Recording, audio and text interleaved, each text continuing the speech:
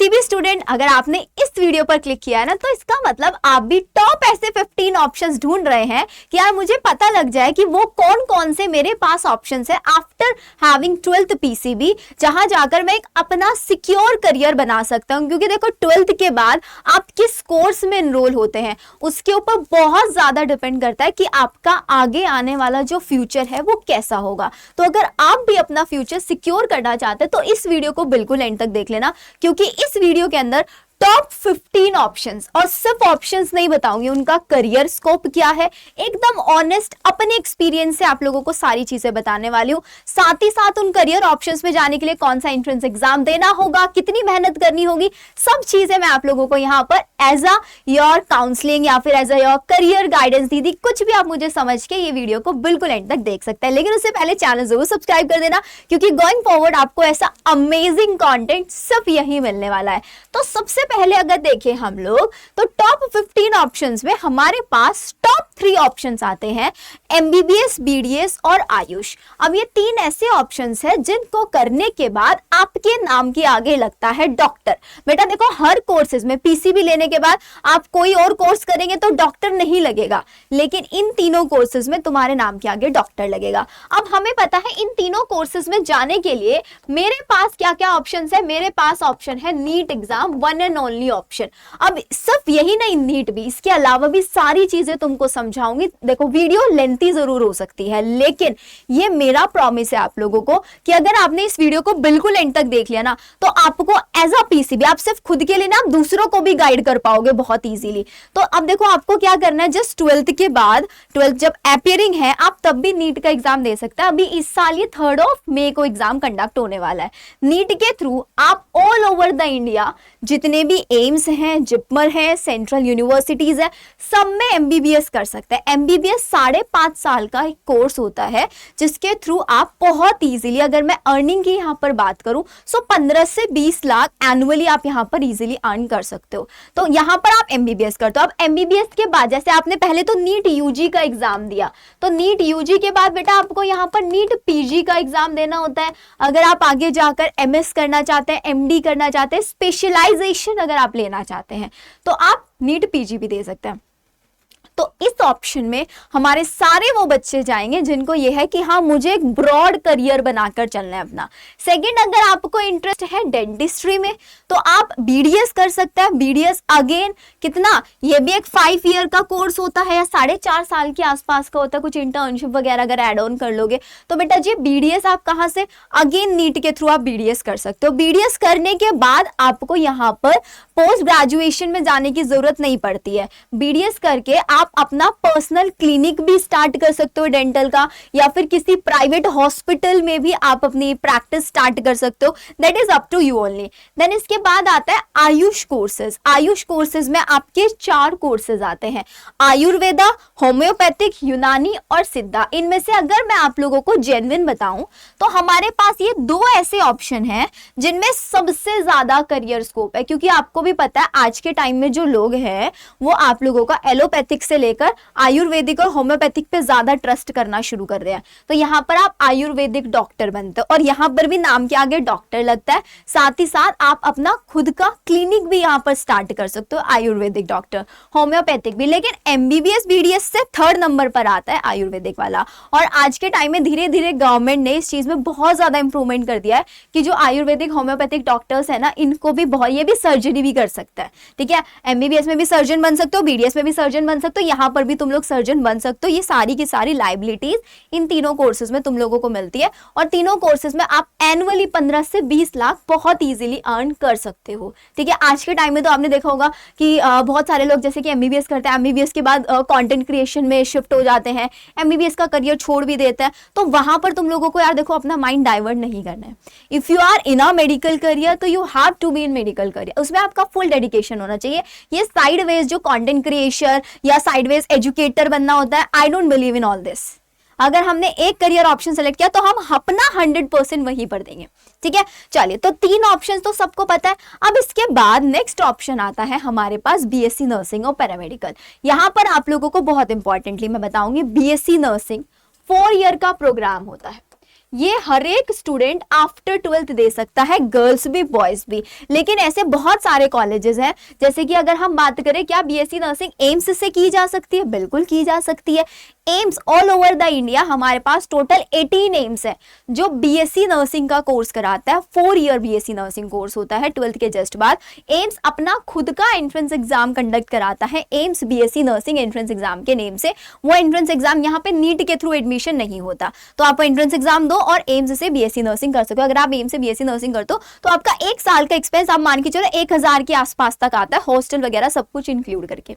Next option आता है AFMC. अगर आप आर्म फोर्स मेडिकल कॉलेज, यहां से भी आप बीएससी नर्सिंग कर सकते हो, क्योंकि बीएससी नर्सिंग आप किस कॉलेज से कर रहे हो वो भी मैटर करता है। यहाँ पर सबसे पहले जो कॉलेज है आईएनसी अप्रूव होना चाहिए। अब दी बीएससी नर्सिंग करने का फायदा क्या है?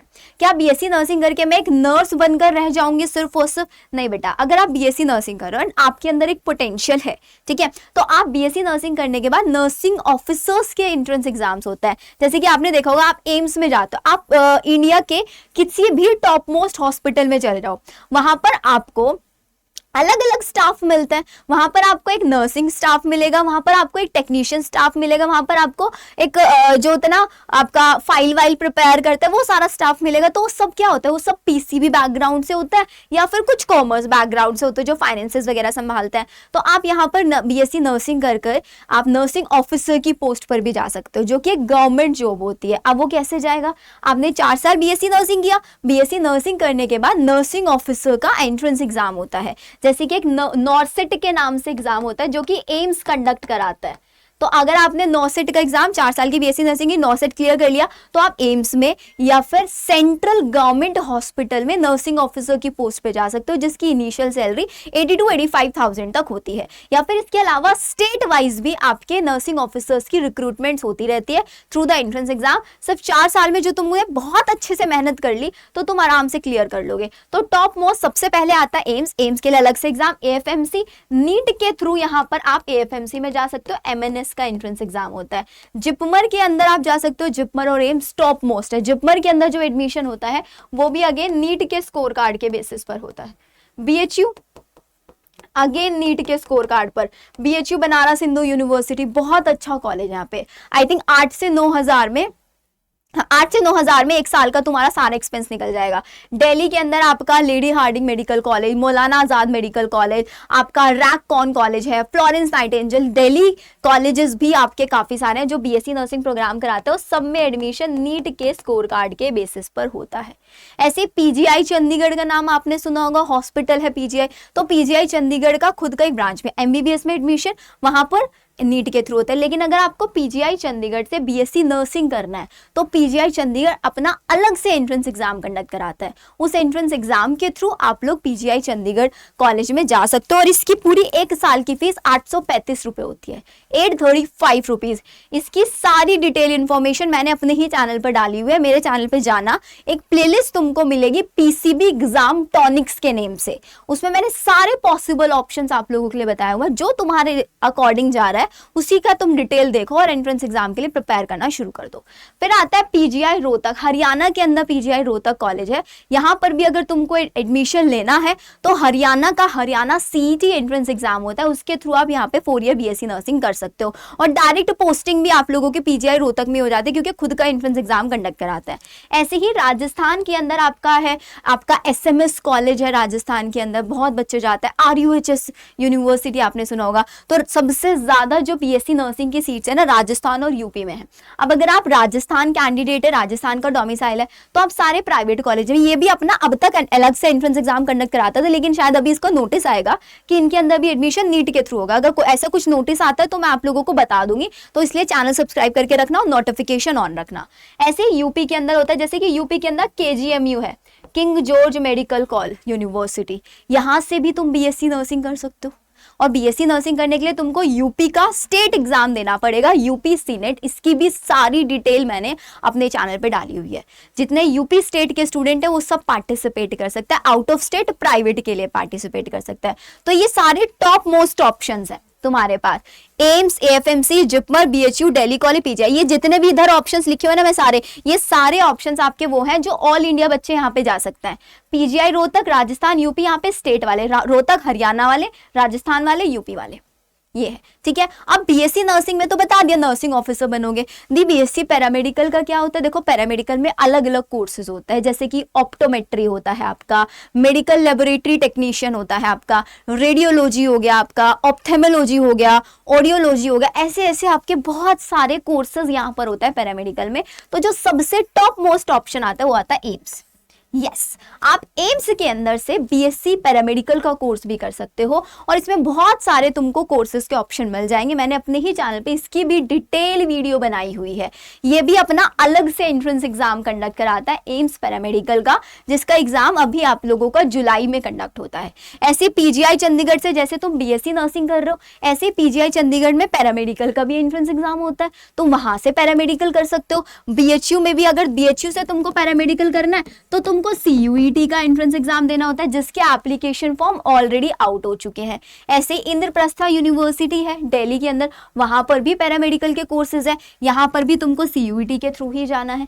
ऐसे पीजीआई रोहतक है, ये हरियाणा वाले बच्चे गवर्नमेंट और प्राइवेट वाले ऑल स्टेट वाले, तो पीजीआई रोहतक में आपका इसका अलग से एंट्रेंस एग्जाम होता है हरियाणा सीईटी के नेम से। ये सब नीट के बाद होने वाले एंट्रेंस एग्जाम्स है, ठीक है। नेक्स्ट आ गया राजस्थान। राजस्थान में भी बहुत सारे पैरामेडिकल टॉप कॉलेजेस हैं, यूपी में भी। तो ये दोनों अपना स्टेट वाइज अलग अलग एंट्रेंस एग्जाम कंडक्ट कराते हैं। राजस्थान में गवर्नमेंट के लिए राजस्थान वाले बच्चे, यूपी में यूपी के लिए उसके वाले बच्चे। अब दी यहाँ पे स्कोप क्या होता है पैरामेडिकल, देखो पैरामेडिकल में कोर्स टू कोर्स, अगर आप ऑपरेशन थिएटर टेक्नोलॉजी में जाते हैं ओटीटी, तो उसका सैलरी अगर मैं बताऊं 35,000 से स्टार्ट होता है। अगर आप रेडियोलॉजी में जाते हैं, एमआरआई टेक्नोलॉजी के अंदर जाते हैं, तो उसका थोड़ा सा ज्यादा होता है। अब क्या यहाँ पर भी गवर्नमेंट जॉब के ऑप्शन होता है? बिल्कुल होता है। जैसे कि एम्स खुद का एंट्रेंस एग्जाम कंडक्ट कराता है, एम्स सीआरई के नेम से, AIIMS CRE common recruitment entrance exam, मतलब ऑल ओवर द इंडिया जितने भी एम्स हैं, जब उसमें टेक्नीशियन की जॉब में वैकेंसीज आती हैं तो आप यहाँ पर अप्लाई कर सकते हैं। जैसे ये फॉर्म आता है मैं आप लोगों को सारी इन्फॉर्मेशन प्रोवाइड करा दूंगी। तो पैरामेडिकल करने के बाद भी आपके पास ऑप्शन हो जाता है, आप खुद की एक लेबोरेटरी भी स्टार्ट कर सकते हो। आप किसी प्राइवेट हॉस्पिटल में जाके उनके साथ कोलैब करके भी ये स्टार्ट कर, थोड़ा बहुत इन्वेस्ट करके आप ये सारी चीजें कर सकते हो। प्राइवेट हॉस्पिटल में टेक्नीशियन की जॉब पे भी जा सकते हो, मतलब आप जॉबलेस तो नहीं रहोगे। बहुत सिंपल सी चीज ये है। तो मैंने तुमको 5 ऑप्शंस टॉप मोस्ट बता दिए। अब आता है बीएससी फॉरेंसिक साइंस। सीआईडी सबने देखा होगा, सीआईडी के अंदर आप लोगों ने डॉक्टर सारुंखे, डॉक्टर तारिका देखी है। तो वो जो फॉरेंसिक एक्सपर्ट्स ही तो है, जो अपना बैग लेके क्राइम स्पॉट पर पहुंच जाते हैं। अब बीएससी फॉरेंसिक साइंस की अगर मैं आपको टॉप मोस्ट यूनिवर्सिटी बताऊं, दैट इज एनएफएसयू, लेकिन सीट्स कम है ऑफकोर्स वहां पर, एनएफएसयू। अब ये एनएफएसयू में फायदा आप लोगों को ये है कि इस बार जो एनएफएसयू है, अब हर साल ये अपना खुद का एंट्रेंस एग्जाम कंडक्ट कराता था, लेकिन इस बार इसको ऐड ऑन कर दिया गया है सीयूईटी के अंदर। मतलब जी आपको सिर्फ 12th बेस्ड पढ़ना है, सीयूईटी के लिए प्रिपेयर करना है, and you can go in NFSU, national forensic science university. And national university है बेटा जी। BSc forensic science, BSc criminology या फिर BSc MSc forensic science, integrated forensic science भी कर सकते हो। ये तो पहला ऑप्शन है। क्या दूसरा ऑप्शन और भी एंट्रेंस एग्जाम होता है एनएफ फॉरेंसिक साइंस के लिए, और एंट्रेंस एग्जाम नहीं होते, लेकिन सीयूईटी के अंदर ही, जैसे कि आपकी गलगोटियाज यूनिवर्सिटी है, ये गलगोटियाज यूनिवर्सिटी टॉप पर आती है फॉरेंसिक साइंस के कोर्सेज प्रोवाइड कराने में। इवन फॉरेंसिक साइंस के अंदर स्पेशलाइजेशंस भी प्रोवाइड कराता है गलगोटियाज। ये भी सीयूईटी के थ्रू ही आप लोगों को मिल जाएगा। मैंने सीयूईटी के अंदर जितनी भी टॉप मोस्ट यूनिवर्सिटीज है उनके ऊपर भी डिटेल वीडियो बनाई हुई है, आप एक बार जाकर उसको देख लेना, ठीक है। तो ये बीएससी फॉरेंसिक साइंस आपको समझ में आ गया। बीएससी फॉरेंसिक साइंस में आप लोगों के पास ऑप्शंस काफी होते हैं, काफी सारे ऑप्शंस आप लोगों को यहाँ पर बहुत इजीली मिल जाएंगे। अब आता है बीएससी एमएससी इंटीग्रेटेड। इंटीग्रेटेड में क्या होता है, ये 5 साल का कोर्स होता है, 5 ईयर का। अब कुछ बच्चे क्या करते हैं, पहले बीएससी करते हैं उसके बाद एमएससी करते हैं, वो भी 5 साल का। लेकिन यहाँ पर फायदा क्या होता है, ये BSc MSc specially research based होता है। और आपको अगर देखो आप कहीं टॉप मोस्ट कॉलेज में जाना चाह रहे हो, तभी आप ये वीडियो को देख रहे हो एंड तक, आप अपना टाइम लगा रहे हो, तो BSc MSc integrated research basis पर। तो यहाँ पे तुमको टॉप मोस्ट ऑप्शन बता देती हूँ, UMDAE या फिर आप लोगों का डिपार्टमेंट ऑफ एक्सीलेंस, और एक है आपका नाइजर, और एक है आप लोगों के आइजर। नाइजर, आइजर और यूएम। अब ये जो नाइजर और यूएम है, ये दोनों एक ही एंट्रेंस एग्जाम से आपको मिलता है, NEST, जिसके एप्लीकेशन फॉर्म अभी 5 जनवरी से स्टार्ट हो चुके हैं।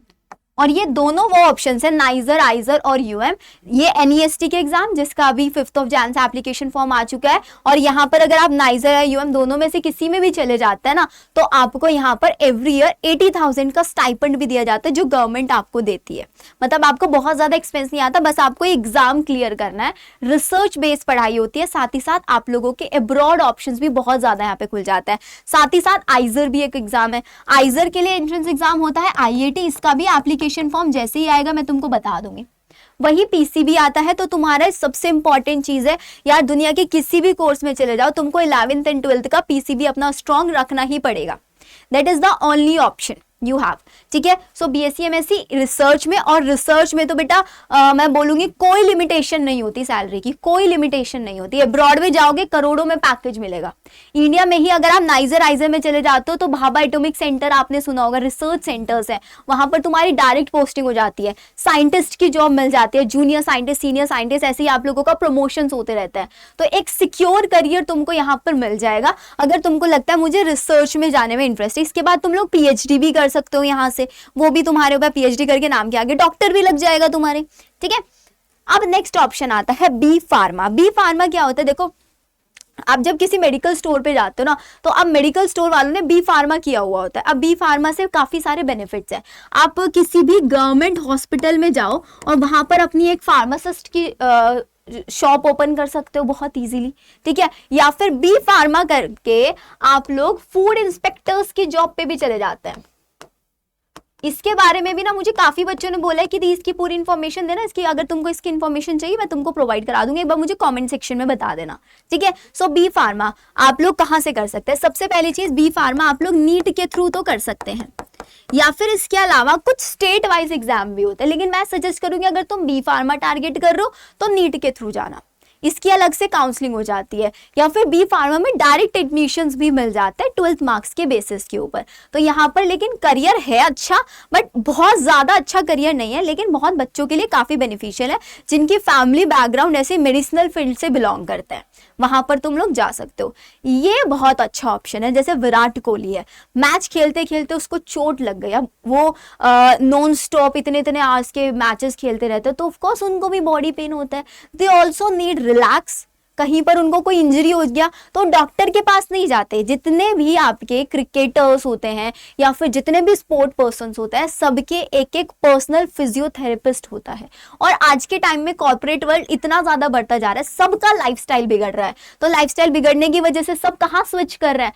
फिजियोथेरेपिस्ट। और बहुत बहुत एकदम पर्सनल से लिए बता रही हूँ तुम लोगों को, फिजियोथेरेपिस्ट एक एक घंटे के 1500 लेता है, एक एक सेशन के 1500 2000। तो यहाँ पे सबसे पहली चीज, फिजियोथेरेपी में गर्ल्स एंड बॉयज दोनों जा सकते हैं। बॉयज के लिए बहुत अच्छा ऑप्शन है, आप अपनी खुद की एक फिजियोथेरेपी सेंटर भी स्टार्ट कर सकते हो यहाँ पर। तो आपके पास काफी सारे पेशेंट्स, काफी सारे अपॉइंटमेंट्स आ जाएंगे। आप अपना एक ऑनलाइन सेटअप यहाँ से स्टार्ट कर सकते हो कि ऑनलाइन बुकिंग आप ले रहे हो BPT करने के बाद। तो बेटा देखो, ऑप्शन हर जगह पर होता है, बस मेहनत तुमको करनी पड़ती है। और यहाँ पर आप आराम से 50 से 60 हजार पर मंथ अर्निंग कर सकते हो अगर आप थोड़ा हार्ड वर्क करोगे तो, ठीक है।